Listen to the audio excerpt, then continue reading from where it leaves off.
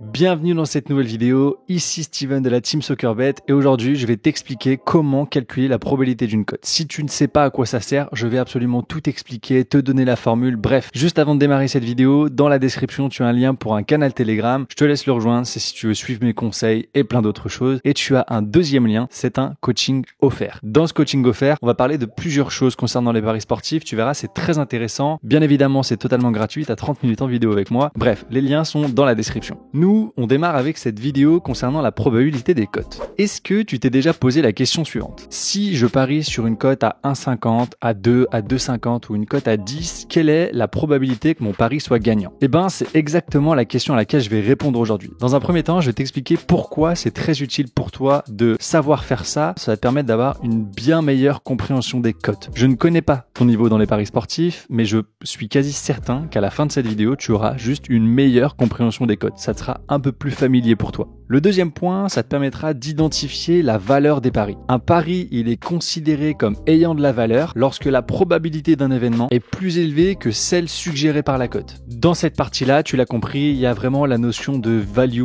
bet. Je pense que tu en as déjà entendu parler. Si c'est pas le cas, je te ferai une vidéo et même il y a déjà plein de personnes qui t'expliquent ça sur YouTube. La notion de value bet dans les paris sportifs, elle est assez importante, voire même très importante parce que c'est grâce à cette notion de value que tu vas pouvoir te placer sur des événements mal cotés entre guillemets. Bien évidemment, tout ça c'est par rapport à ton estimation à toi. C'est toi qui estimes que tel pari est value parce que le bookmaker est trop en dessous. Troisième point, le calcul de la probabilité des cotes va te permettre d'évaluer les marges des bookmakers. Le calcul de la probabilité, il va te permettre d'estimer la marge du bookmaker intégrée dans les cotes et ça va te donner une idée de la commission prise par le bookmaker. Ça peut être ultra intéressant pour toi pour comparer les cotes. Tu le sais, il y a des bookmakers qui ont des marges bien plus élevées que d'autres. Dans ce cas-là, toi, ça va te permettre de les identifier et pourquoi pas de changer pour aller sur un bookmaker qui est plus avantageux pour toi. Le quatrième avantage de calculer la proba des cotes, ça va être par rapport à la gestion de ta bankroll. En évaluant la proba derrière les cotes, tu vas pouvoir mieux gérer ta bankroll. Ça, c'est très intéressant. Ça va impliquer juste une chose, combien miser sur chaque pari en fonction de la proba estimée et du risque associé. Bon, maintenant que tu as une liste non exhaustive des avantages liés au calcul des probas des cotes, on va passer à la formule. On va prendre un exemple extrêmement simple. On va prendre une cote de 1,90. Le calcul, il va être vraiment très basique. Je te l'affiche à l'écran en même temps que je te le dis. Tu vas faire 1 divisé par 1,90 fois 100 et ça va te donner 52,6%. Maintenant, on va faire quelque chose.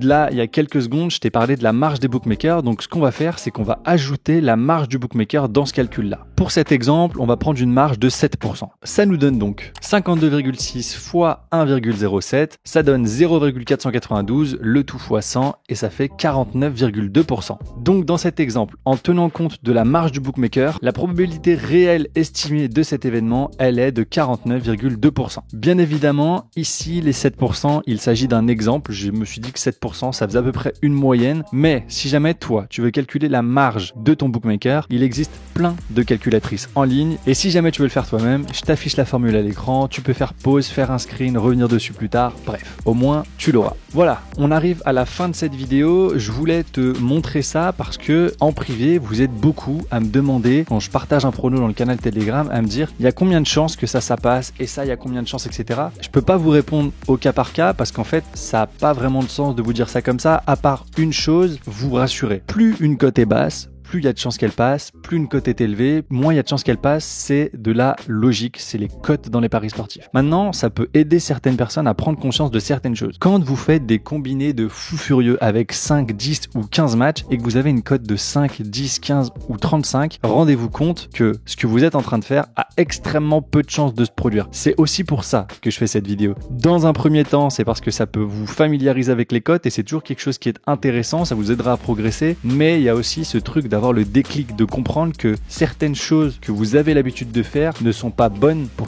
des objectifs et pour ce que vous voulez dans les paris sportifs. On a tous un point commun dans les paris sportifs. On veut essayer de gagner régulièrement, de franchir les étapes, de faire un retrait et d'en profiter. Pour ça, il y a des choses à faire, il y a des choses à ne pas faire et ce que je t'ai expliqué dans cette vidéo, pour moi, c'est quelque chose qui est à faire. Bref, c'est la fin de cette vidéo. J'espère vraiment qu'elle t'a plu. Si c'est le cas, pense à mettre un pouce bleu comme sur les vidéos précédentes. J'espère que tu l'as fait. N'hésite pas à t'abonner aussi si t'es pas encore abonné et que tu regardes cette vidéo, à me dire en commentaire ce que t'en as pensé. Si t'as des idées de vidéos, de contenu, etc., n'hésite pas à me dire. Et moi, je te dis à très vite pour une prochaine vidéo. Ciao!